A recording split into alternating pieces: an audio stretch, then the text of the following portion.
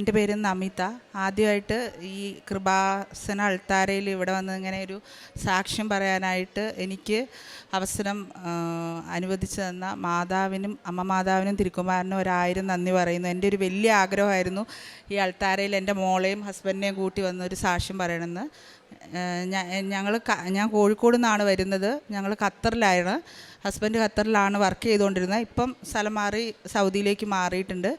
ഞാൻ 2020 ആദ്യമായിട്ട് കൃപാസനത്തിനെക്കുറിച്ച് അറിയുന്നത്.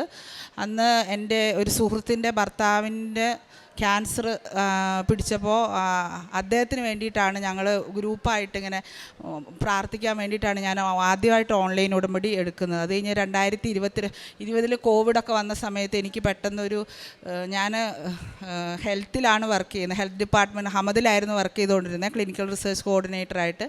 അപ്പോൾ എനിക്ക് എപ്പോഴും ഇങ്ങനെ ഹൃദയത്തിൽ ഇങ്ങനെ ഇടിക്കുന്ന പോലെ തോന്നും, ഒരു ശ്വാസം മുട്ട് പോലെ തോന്നും. അപ്പോൾ ആ കോവിഡിൻ്റെ സമയപ്പോൾ എല്ലാവരും പറഞ്ഞു ടെൻഷൻ കാരണമാണ്, നമുക്ക് എപ്പോഴും ഹെക്ടിക് വർക്ക് ഷെഡ്യൂളായിരുന്നു.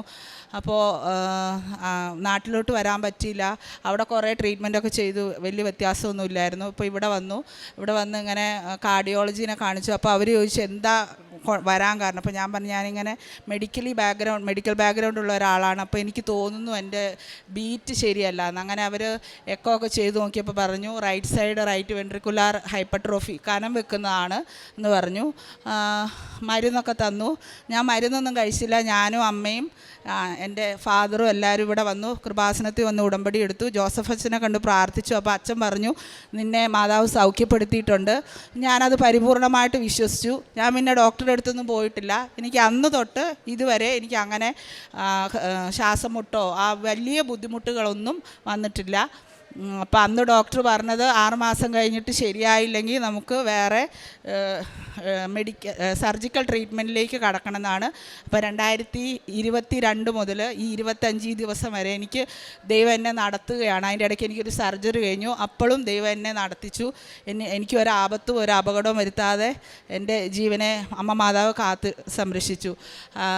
അന്ന് തൊട്ട് ഈ ദിവസം വരെ ഞാൻ ഉടമ്പടിയിലാണ്. അതാണ് എൻ്റെ ജീവിതത്തിലെ ഏറ്റവും വലിയ അനുഗ്രഹമായിട്ട് എനിക്ക് തോന്നിയിരിക്കുന്നത്. ദൈവത്തിനോട് കൂടുതൽ അടുക്കാൻ പറ്റി. ആദ്യമൊക്കെ എനിക്ക് ജോസഫ് അച്ഛൻ പറയുന്നതൊന്നും മനസ്സിലായാലായിരുന്നു. പിന്നെ ഒരു ഉടമ്പടി ധ്യാനവും ഞാൻ മുടക്കാറില്ല. കഴിവതും ഞാൻ കൂടും. ഇടയ്ക്കൊക്കെ എല്ലാവർക്കും പറ്റുന്നതുപോലെ എനിക്കും പറ്റാറുണ്ട്. ഞാൻ 4 തവണ ഉടമ്പടി ഇവിടെ വന്ന് പുതുക്കി. ഞാൻ എൻ്റെ ജീവിതത്തിലുടനീളം ഉടമ്പടിയിൽ ജീവിക്കും. അതെൻ്റെ ഒരു എന്താ പറയുക ഒരു അനുഗ്രഹമാണ്.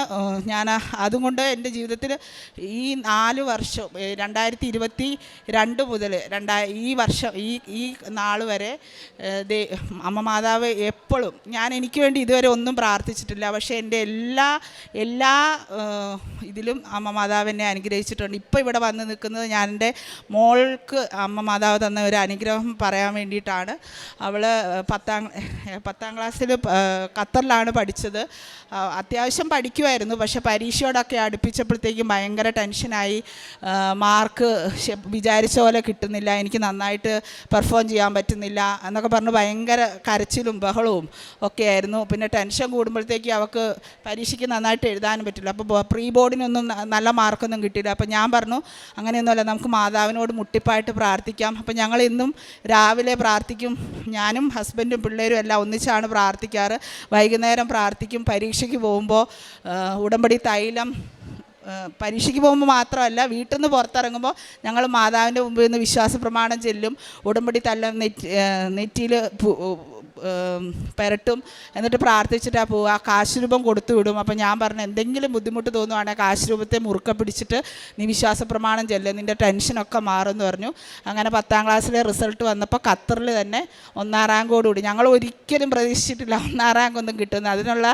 അങ്ങനെയുള്ള പഠിക്കും എന്നല്ലാതെ 1ാം റാങ്കിനൊന്നും ഉള്ള കഴിവുള്ള അങ്ങനെ ഞങ്ങൾ വിചാരിക്കാത്തതാണ്. അങ്ങനെ ദൈവം 1ാം റാങ്ക് തന്ന് അനുഗ്രഹിച്ചു. അമ്മ മാതാവിൻ്റെ അനുഗ്രഹത്താൽ അത് നടന്നു. അത് കഴിഞ്ഞ് അവളെ ഇവിടെ നാട്ടിൽ കൊണ്ട് ചേർത്തു എൻട്രൻസിന്. ഇവിടെ വന്നു കഴിഞ്ഞപ്പോൾ അപ്പം ഗൾഫിൽ വളർന്ന കുട്ടിയാണ്. ഇവിടെ വന്ന് ഭയങ്കര ബുദ്ധിമുട്ട്, ടെൻഷൻ, പ്രഷർ. അങ്ങനെ ഞാൻ എൻ്റെ ജോലി ഉപേക്ഷിച്ചിട്ട് ഇവർക്ക് സഹായത്തിന് വേണ്ടി ഞാനും നാട്ടിലോട്ട് വന്നു. ഹസ്ബൻഡ് അവിടെ തന്നെ നിൽക്കുമായിരുന്നു. അപ്പോൾ 11ാം ക്ലാസ്സും എൻട്രൻസിന് പഠിക്കുന്ന പിള്ളേർക്കറിയാം അതിൻ്റെ ഒരു ടെൻഷൻ. പ്രത്യേകിച്ചും പെൺകുട്ടികളാകുമ്പോഴത്തേക്കും അവർക്ക് പല പല ബുദ്ധിമുട്ടുകളാണ്. പലപ്പോഴും തളർന്നു പോകുന്ന പോലെ തന്നെ എനിക്ക് തോന്നിയിട്ടുണ്ട്. ഞാനപ്പോൾ മാതാവിനെ വിളിച്ച് കരഞ്ഞു പറയും, എനിക്ക് വേറെ ആരുമില്ല മാതാവേ, എങ്ങനെയെങ്കിലും ഒന്ന് ഇവക്കൊരു ആത്മവിശ്വാസം കൊടുക്കണം. ഒട്ടും ആത്മവിശ്വാസം ഇല്ലായിരുന്നു. അങ്ങനെ 12ാം ക്ലാസ്സിൽ JEE മെയിൻ്റെ എക്സാം വന്നു. JEE മെയിൻ്റെ എക്സാം വന്നപ്പോൾ മോഡൽ എക്സാമിനൊന്നും മാർക്കില്ല. അപ്പോൾ പറയും, അപ്പോൾ ഇവക്ക് ദേഷ്യം വരും, സങ്കടം വരും, കരയും, ചിലപ്പോൾ ദേഷ്യപ്പെടും. അപ്പോഴൊക്കെ ഞാൻ പറയും, ജോസഫ് അച്ഛൻ എൻ്റെ എപ്പോഴും പറയുന്നത് പോലെ നമ്മുടെ മെറിറ്റിലല്ല, മാതാവിൻ്റെ ഗ്രേസിലാണ്, നീ അങ്ങനെ പ്രാർത്ഥിക്ക്, എനിക്ക് മെറിറ്റില്ല, അമ്മ മാതാവ് സഹായിച്ചേ പറ്റുള്ളൂ. അങ്ങനെ JEE മെയിൻ എക്സാം വന്നു, എഴുതി, ഭയങ്കര ഡെസ്പായി, പറഞ്ഞു മാർക്കൊന്നും കിട്ടുകയില്ല. അപ്പോൾ ഹസ്ബൻഡ് പറഞ്ഞു, നീ പ്രാർത്ഥിച്ചാൽ നമുക്ക് കിട്ടാത്ത ഒന്നുമില്ല. അങ്ങനെ റിസൾട്ട് വന്നു, 99.69% നല്ലൊരു റാങ്ക്, ഓൾ ഇന്ത്യയിൽ 4000 അടുപ്പിച്ച് റാങ്ക് കിട്ടി. അങ്ങനെ JEE അഡ്വാൻസിന് ക്വാളിഫൈ ചെയ്യുക. അപ്പോൾ ഇവളുടെ ഒരു പ്രശ്നം എന്ന് പറഞ്ഞാൽ ഇവൾ ബോർഡ് എക്സാമിന് വേണ്ടി പഠിച്ചിട്ടില്ലായിരുന്നു. അതിന് CBSEയുടെ 12ാം ക്ലാസ് കോൺസെൻട്രേറ്റ് ചെയ്യില്ല, എൻട്രൻസ്. അപ്പോൾ അതിന് വേറെ സബ്ജക്റ്റ് ഉണ്ടല്ലോ. അങ്ങനെ 12ാം ക്ലാസ്സിലെ പരീക്ഷയുടെ സമയത്ത് 75% അതിന് മാർക്ക് വേണം, എന്നാലേ JEE എന്ത് കിട്ടിയിട്ടും കാര്യമുള്ളൂ, കോളേജിൽ അഡ്മിഷൻ കിട്ടുള്ളൂ. അപ്പോൾ പരീക്ഷയുടെ പോകുന്നതിൻ്റെ തലേദിവസം പറഞ്ഞു, ഞാൻ പഠിച്ചു തീർന്നിട്ടില്ല, എനിക്ക് നന്നായിട്ട് എഴുതാൻ പറ്റില്ല, ഞങ്ങൾ പറഞ്ഞു പ്രതീക്ഷകൾ നമുക്കല്ല, നമ്മൾ ദൈവത്തിനോട് പ്രാർത്ഥിക്കുക. ഞാൻ എന്നും ചെയ്യുന്ന പോലെ തന്നെ മോൾക്ക് കാശ് രൂപം കൊടുത്തു വിട്ടു, വിശ്വാസ പ്രമാണം ചൊല്ലി. പിന്നെ ജോസഫ് അച്ഛൻ്റെ പരീക്ഷയ്ക്ക് പോകുന്ന അന്ന് അച്ഛൻ പ്രത്യേക പ്രാർത്ഥന ഉണ്ടായിരുന്നു പരീക്ഷയ്ക്ക് പോകുന്ന കുട്ടികൾക്ക് വേണ്ടിയിട്ട്, അതെന്നും കൂടി. അങ്ങനെയാണ് ഇവിടെ പരീക്ഷയ്ക്ക് പോയത്. പരീക്ഷ കഴിഞ്ഞ് വന്നിട്ടും പറഞ്ഞു, എൻ്റെ കുറേ തെറ്റിയെന്നാണ് തോന്നുന്നത്, നിങ്ങൾ വലിയ പ്രതീക്ഷിക്കുകയൊന്നും ചെയ്യരുത്, മാർക്കൊന്നും നല്ലത് കിട്ടുമെന്ന് തോന്നുന്നില്ല. അപ്പോൾ ഹസ്ബൻഡ് പറഞ്ഞു, അങ്ങനെയാണെങ്കിൽ നമുക്ക് പ്ലാൻ B വേണം, JEE മെയിൻ്റെ റാങ്ക് വെച്ചിട്ട് NITയിലൊന്നും കിട്ടുക 75% കിട്ടുമെന്ന് ഉറപ്പില്ല, നീ പ്രൈവറ്റിലും കൂടെ അപ്ലൈ ചെയ്തോന്നൊക്കെ എന്നോട് പറഞ്ഞു. അപ്പോഴും എനിക്ക് പൂർണ്ണ വിശ്വാസമായിരുന്നു എൻ്റെ മാതാവ് അനുഗ്രഹിക്കും, മാതാവ് കൂടെ ഉള്ളപ്പോൾ എനിക്ക് ഒരു തരത്തിലുള്ള വിഘ്നങ്ങളും വരില്ല എന്ന് എനിക്ക് പൂർണ്ണ വിശ്വാസമായിരുന്നു. അങ്ങനെ പരീക്ഷയുടെ റിസൾട്ട് വന്നു. ഞാൻ ഇവളോട് പറഞ്ഞു, അത് നീ പോയി മാതാവിൻ്റെ അടുത്ത് പോയി പ്രാർത്ഥിക്ക്, എന്നിട്ട് നീ വന്നിട്ട് റിസൾട്ട് നോക്കിയാൽ മതി എന്ന് പറഞ്ഞു. അങ്ങനെ ഞാനും ഇവളും കൂടെ പോയി വിശ്വാസ പ്രമാണം ചൊല്ലി. അങ്ങനെ ഇവൾ റിസൾട്ട് നോക്കിയപ്പം ഞങ്ങൾക്ക് തന്നെ, നമ്മൾ വിചാരിച്ചത് കഷ്ടിമുഷ്ടി ഒരു 70% കിട്ടും എന്നായിരുന്നു വിചാരിച്ചത്. 500-ൽ 497 മാർക്ക്. ഇവൾ കുറച്ച് നേരം ഇങ്ങനെ നോക്കിയിരുന്നു, പിന്നെ കരഞ്ഞിട്ട് പറഞ്ഞു, അമ്മ ഇത് എൻ്റെ മാർക്കല്ല, ഇത്ര ഒന്നും ഞാൻ എഴുതിയിട്ടില്ല, അപ്പോൾ ഓൾ ഇന്ത്യ റാങ്ക് 3 ആണ്, ഇത് എൻ്റെ മാർക്കല്ല അമ്മ, മാറിപ്പോയി. ഞാൻ പറഞ്ഞു, ഇതാ ഞാൻ നിന്നോട് പറഞ്ഞില്ലേ, മാതാവിൽ വിശ്വസിച്ച് പ്രാർത്ഥിച്ച മാതാവ് തരാത്തത് ഒന്നുമില്ല. ഞാനിപ്പോഴും വിചാരിക്കുന്നു എൻ്റെ മാതാവ് കൊടുത്ത മാർക്കാണ്. ഒരിക്കലും ഇവൾ അത്രയും ടെൻഷൻ അടിച്ച് ഒരു കോൺഫിഡൻസും ഇല്ലാതെ എഴുതിയ പരീക്ഷയാണ്. ഇവൾ പരീക്ഷ എഴുതാൻ പോകുമ്പോൾ ഞാൻ മെഴുകുതിരി കത്തിച്ച് വെക്കും വീട്ടിൽ, എന്നിട്ട് ഞാൻ പള്ളിയിൽ പോവും. ഞങ്ങളുടെ അവിടെ ഒരു കാശ് രൂപമൊക്കെ കൊടുത്തു വിടും, നെറ്റിയിൽ ഉടമ്പടി തൈലം പുരട്ടി വിടും. അപ്പോൾ എൻ്റെ അമ്മയ്ക്ക് ഇപ്പം പ്രായം ഇതായതുകൊണ്ട് ഉടമ്പടി ഇവിടെ എടുത്തിട്ടുണ്ട്. അപ്പം ഞാൻ അമ്മേനോട് പറയും, അമ്മ മെഴുകുതിരി കത്തിച്ച് വെക്കണം എന്ന്. ഞങ്ങളുടെ അവിടെ ഒരു നിത്യാരാധന പള്ളിയുണ്ട്, അവിടെ പോയിരുന്നു ഞാൻ മാതാവിനോട് കരഞ്ഞ് പ്രാർത്ഥിക്കും. ഇത്രേ പ്രാർത്ഥിക്കുള്ളൂ, മെറിറ്റില്ല, മാതാവ് സഹായിക്കണം. ജോസഫ് അച്ഛൻ അങ്ങനെയാണ് പറയുന്നത്, നമുക്ക് മെറിറ്റില്ല, മാതാവ് സഹായിക്കണം, സഹായിച്ചേ പറ്റുള്ളൂ, എനിക്ക് വേറെ ആരുമില്ല. അപ്പോൾ ഞാൻ എൻ്റെ ജോലിയൊക്കെ കളഞ്ഞിട്ട് വന്ന് നിൽക്കുന്നതാണ്. അതിൻ്റേതായ ബുദ്ധിമുട്ടുകളുമുണ്ട്. ഒരു ജോലി ഗവൺമെൻറ്റിലൊരു ഗൾഫിലൊക്കെ ഒരു ജോലി കിട്ടിയിട്ടത് ആരും അങ്ങനെ കളഞ്ഞിട്ടൊന്നും വരികയില്ല. അപ്പോൾ ഞാനതൊക്കെ അത്ര റിസ്ക് എടുത്ത് വന്ന് നിൽക്കുന്നതാണ്. എനിക്ക് വേറെ ഓപ്ഷനൊന്നുമില്ല, മാതാവ് സഹായിച്ചേ പറ്റുള്ളൂ എന്ന് പറഞ്ഞു. അങ്ങനെ അവൾക്ക് 500-ൽ 497 മാർക്ക്, അതായത് ഓൾ ഇന്ത്യ റാങ്ക് 3 ആണ് തന്ന ദൈവം. അമ്മ മാതാവ് അനുഗ്രഹിച്ചു. അത് കഴിഞ്ഞ് JEE അഡ്വാൻസിൻ്റെ എക്സാം വന്നു. അതും ഇതുപോലെ തന്നെ. ഇവർക്ക് ടെൻഷൻ കയറി കഴിഞ്ഞാൽ ഒരു പെർഫോമൻസും ഇല്ല. ഒരിക്കലും 100 മാർക്കിൽ കൂടുതൽ ഇവർക്ക് കിട്ടാറില്ല മോഡൽ എക്സാമിന്, എപ്പോഴും കുറവാണ്. അപ്പം ഹസ്ബൻഡ് പറയും, ഞാനും ഒക്കെ പറയും, മോളും നന്നായി പ്രാർത്ഥിക്കും. അവൾക്ക് ആദ്യമുള്ള ഓരോ ദിവസം കൂടുമ്പോൾ അവളുടെ വിശ്വാസവും കൂടി വന്നു. എക്സാമിൻ്റെ അന്ന് ശരിക്കും ഈ കാശ് രൂപം നമുക്ക് അങ്ങനത്തെ സാധനങ്ങളൊന്നും നീറ്റ് എക്സാമിൻ്റെ പോലെ തന്നെയാണ്, കൊടുത്തു വിടാനൊന്നും പറ്റില്ല. അത് കൈ പിടിക്കാനോ, ഇപ്പോൾ ബോർഡ് എക്സാമിനൊക്കെ പോകുമ്പോൾ പൗച്ചിൽ കൊടുത്തു വിടുമായിരുന്നു. അപ്പോൾ ഞാനിങ്ങനെ ആലോചിച്ചു, എനിക്ക് എങ്ങനെയെങ്കിലും മാതാവിൻ്റെ കാശ് രൂപമൊക്കെ കൊടുത്തു വിടണം. അങ്ങനെ ഞാനൊരു പോക്കറ്റുള്ളൊരു ഡ്രസ്സ് വാങ്ങിയിട്ട്, ഇത് പ്ലാസ്റ്റിക് ആണല്ലോ, അത് പോക്കറ്റിലിട്ടു, നല്ലപോലെ തുണി കവർ ചെയ്ത് പോക്കറ്റിലിട്ടിട്ട് ഞാനൊരു ടൈലറോട് പറഞ്ഞു, ആ പോക്കറ്റ് അങ്ങ് സ്റ്റിച്ച് ചെയ്തേക്കാൻ പറഞ്ഞു. അങ്ങനെ ഞാൻ പറഞ്ഞു, നീ ഈ ഡ്രസ്സ് ഇട്ട് പോയാൽ മതി, അപ്പോൾ പരീക്ഷ എഴുതുമ്പം അപ്പം ആ ഇടയ്ക്ക് ഞാൻ ജോസഫ് അച്ഛൻ്റെ വചനം കേട്ടപ്പം ജോസഫ് അച്ഛൻ പറഞ്ഞു, നമ്മൾ പ്രാർത്ഥിക്കുമ്പോൾ നമുക്ക് വളരെ ബുദ്ധിമുട്ട് തോന്നുന്ന സമയത്ത് നമ്മൾ പ്രാർത്ഥിക്കുമ്പോൾ ഇങ്ങനെയാണ് പ്രാർത്ഥിക്കേണ്ടേ, ഈശോയുടെ നാമം മഹത്വപ്പെടുത്താൻ എന്നെ അനുഗ്രഹിക്കണേ. അപ്പം ഞാൻ മോളോട് പറഞ്ഞു, മോളെ നിനക്ക് എക്സാമിൽ എന്തെങ്കിലും ബുദ്ധിമുട്ട് തോന്നുമ്പോൾ നീ ഈ 3 പ്രാർത്ഥന പ്രാർത്ഥിക്കണം. ഈശോയുടെ നാമം മഹത്വപ്പെടുത്താൻ എന്നെ അനുഗ്രഹിക്കണേ, ഈശോയുടെ കൃപയാൽ എന്നെ നിറയ്ക്കണമേ, ദൈവസ്നേഹത്താൽ എന്നെ നിറയ്ക്കണേ. ഇത് 3 നീ പ്രാർത്ഥിച്ചാൽ മതി, ദൈവം നിനക്ക് മാതാവും നിൻ്റെ കൂടെ ഉണ്ടാവും എന്ന് പറഞ്ഞു. ആസ് യൂഷ്വൽ പരീക്ഷ കഴിഞ്ഞ് ഇവൾ വന്നു. ഇവൾ ഭയങ്കര ഡെസ്പായിരുന്നു. എനിക്ക് റാങ്കൊന്നും കിട്ടത്തൊന്നുമില്ല, നിങ്ങൾ അപ്പം ഞങ്ങൾ പറഞ്ഞു ഞങ്ങൾക്കൊരു കുഴപ്പമില്ല, നിനക്ക് ഓൾറെഡി JEE മെയിൻ ക്വാളിഫൈഡ് ആണ്, നിനക്ക് NIT എവിടെയെങ്കിലും അഡ്മിഷൻ കിട്ടും. അപ്പോൾ ഇവളുടെ സ്വപ്നമാണ് IIT എന്ന് പറഞ്ഞാൽ. അപ്പോൾ ഇന്ന് മെയ് 18-നായിരുന്നു JEE അഡ്വാൻസിൻ്റെ എക്സാം. ഇന്നാണ് റിസൾട്ട് വന്നത്. അപ്പോൾ ഞാൻ ഹസ്ബൻഡിനോട് പറഞ്ഞു, നമ്മൾ മാതാവിൻ്റെ അടുത്ത് നിന്ന് ആ റിസൾട്ട് നോക്കാൻ വരുന്നത്. അങ്ങനെ ഞങ്ങൾ വന്നതാണ് കോഴിക്കോട് നിന്ന്. ഞങ്ങൾ റിസൾട്ട് നോക്കി 7000-നടുത്ത് അവൾക്ക് റാങ്ക് ഉണ്ട്. അവൾ വിചാരിച്ച ഏതെങ്കിലും ഒരു IIT അമ്മ മാതാവ് അവൾ വിചാരിച്ച ബ്രാഞ്ച് തന്നെ കൊടുക്കുമെന്ന് പൂർണ്ണമായിട്ട് വിശ്വസിക്കുന്നു. ലോകത്തിലെ തന്നെ ഏറ്റവും പാടുള്ള 2ാമത്തെ പരീക്ഷയാണ്. ഒരു കഴിവില്ല എന്ന് പറഞ്ഞാൽ അവളുടെ പഠിക്കുന്നൊരു കഴിവുണ്ട്, അങ്ങനെ ഉഴപ്പത്തൊന്നുമില്ല, അങ്ങനെ ചെയ്തോളും. പക്ഷെ അത് മാത്രം പോരല്ലോ, പല ഫാക്ടേഴ്സ് ഉണ്ട് നമുക്കൊരു കോമ്പറ്റീറ്റീവ് എക്സാമിന് പെർഫോം ചെയ്യാനായിട്ട്. അതൊന്നും എൻ്റെ മോക്കില്ല. അതെല്ലാം തന്നത് അമ്മ മാതാവാണ്. ഞാൻ ആദ്യം ഇതും കൂടെ അച്ഛൻ എന്നോട് നീട്ടി പറയരുതെന്ന് പറഞ്ഞിട്ടുണ്ട്.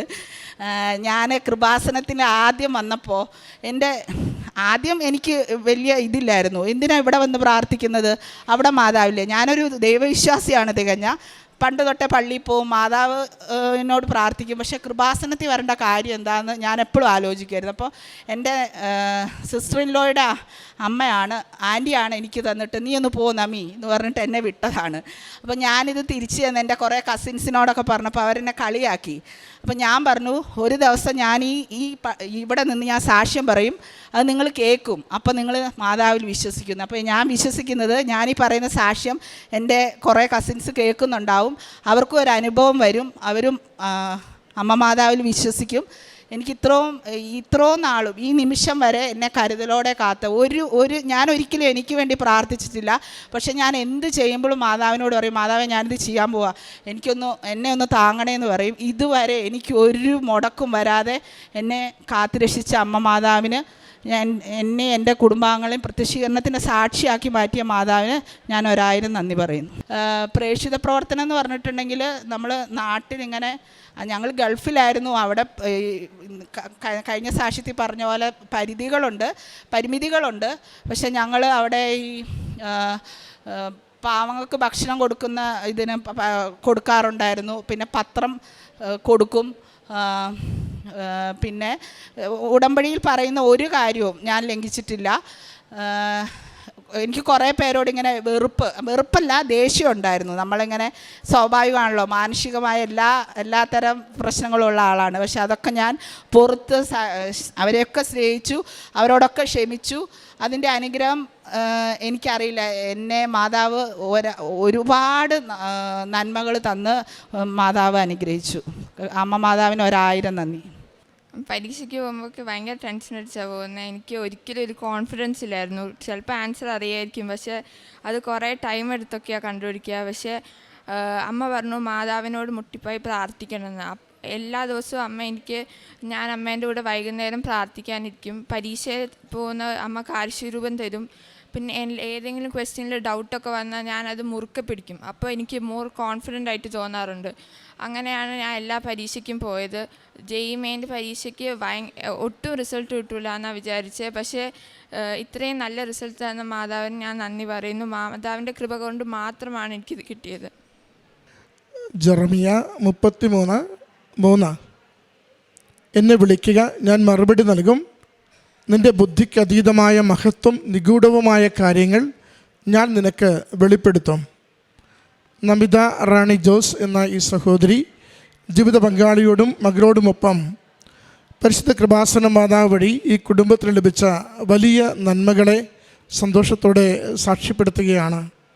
സഹോദരിക്ക് ആദ്യമുണ്ടായ കോവിഡിന് ശേഷം വന്ന ശാരീരികമായ അസ്വസ്ഥതകൾ, ആ കാലത്ത് അമ്മ മാതാവിൻ്റെ ഉടമ്പടി എടുത്ത് പ്രാർത്ഥിക്കുകയും ജോസഫ് അച്ഛൻ സൈത്ത് പൂശി ബലപ്പെടുത്തി പ്രാർത്ഥിച്ച് സൗഖ്യപ്പെട്ടുവെന്ന് അറിയിക്കുകയും ചെയ്തു. അന്നു മുതൽ ഇന്ന് വരെ പിന്നീട് രോഗം വന്നിട്ടില്ല, ചികിത്സ ചെയ്തിട്ടില്ല.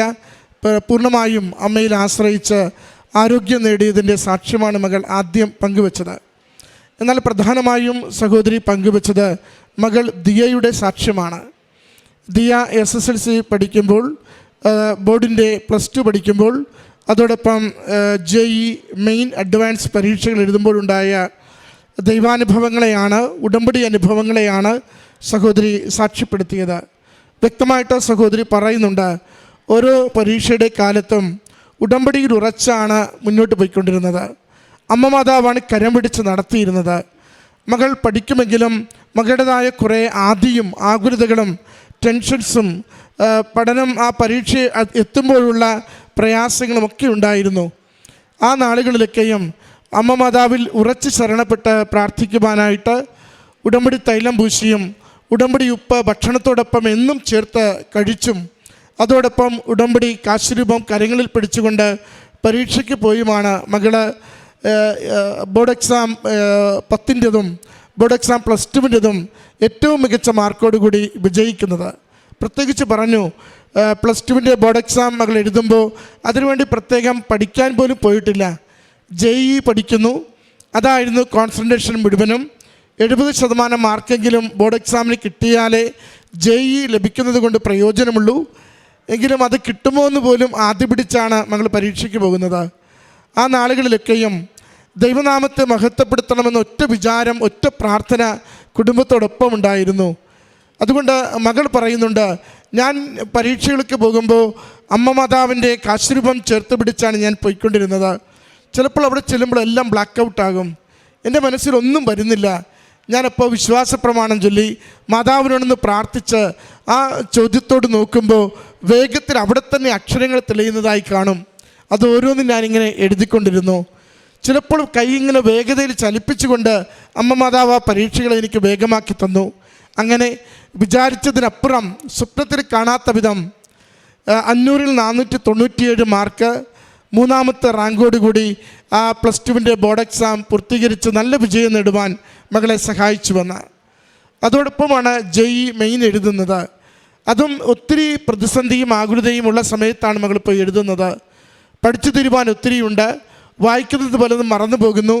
ഇത് എങ്ങനെ എഴുതും? ഏറ്റവും പ്രസ്റ്റീജിയസ് ആയിട്ടുള്ളൊരു എക്സാമാണ്. അതെങ്ങനെ എഴുതി അതിൻ്റെ മുൻനിരയിലേക്ക് എത്തുമെന്ന് ആദിയുണ്ട്. മകൾ പറയുന്നുണ്ട്, ഞാൻ എൻ്റെ അമ്മയോട് ചേർന്ന് ഈ ഉടമ്പടിയുടെ നേർച്ച വസ്തുക്കൾ ഉപയോഗിച്ചുമാണ് പരീക്ഷയ്ക്ക് ചെല്ലുക. അവിടെ ചെന്ന് അത് പരീക്ഷ എഴുതുന്ന സമയത്തൊക്കെയും മാതാവിനോട് തുടർച്ചയായി പ്രാർത്ഥിച്ചുകൊണ്ടിരുന്നു, എൻ്റെ കഴിവിനാലല്ല, അമ്മയുടെ കൃപയാൽ മാത്രം എനിക്ക് ഇത് വേണ്ട മാർക്ക് നൽകി എന്നെ സഹായിക്കണമേ. എൻ്റെ മാതാവിൻ്റെ മുമ്പിൽ സാക്ഷ്യപ്പെടുത്തുവാനാവും വിധം ഇതെന്നെ സഹായിക്കണമേ എന്ന് പ്രാർത്ഥിച്ചു കൊണ്ടിരുന്നു. മകൾ പറയുന്നുണ്ട്, 99.67% കൂടി ആ JEE മെയിൻ എക്സാം ക്വാളിഫൈ ചെയ്യുവാൻ, ഒരിക്കലും ചിന്തിക്കാത്തത് ക്വാളിഫൈ ചെയ്യുവാൻ അത്ഭുതകരമായ വിജയം മകൾക്കതിന് ലഭിക്കുന്നുണ്ട്. പിന്നീടാണ് JEE അഡ്വാൻസ് എഴുതുവാൻ മകൾ തയ്യാറാകുന്നത്. അത് വളരെ പ്രയാസമേറിയൊരു പരീക്ഷ. മകളത് പഠിക്കുമ്പോഴും പരീക്ഷയ്ക്ക് വേണ്ടി ചെല്ലുമ്പോഴും അമ്മ സൂചിപ്പിച്ചു, ഒന്നും ആ സമയത്ത് കൊണ്ടുപോകാൻ പറ്റില്ല, കാശുരൂപം ഒന്നും അകത്തേക്ക് കൊണ്ടുപോകാൻ പറ്റില്ല.